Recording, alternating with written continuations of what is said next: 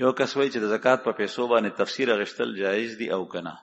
د زکات په پیسو باندې کتاب غشته شي، لیکن چې کله د زکات مالک هغه کس وګرځي چې هغه مستحق وي.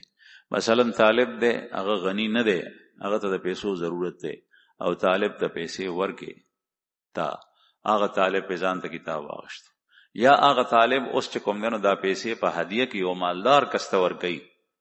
او هغه په ځان ته کتاب واخلي، هر څه چې په اخلي غشته شي. پیغمبر علیه السلام کور ته رانن نشو مبارک تپوس یو کو چې د خوراک سشتا وی چې نه یا رسول الله، وی چې دا پان غریبانه خو کټوي خټ کیږي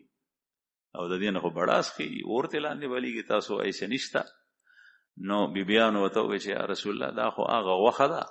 چې فلان کیتا پکور کې خادمه او خدمتګاره هغه مسکینه و،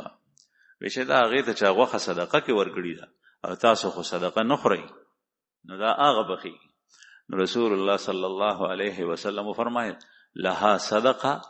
ولنا هدیه، هغه د پاره صدقه ده او موږ د پاره هدیه ده.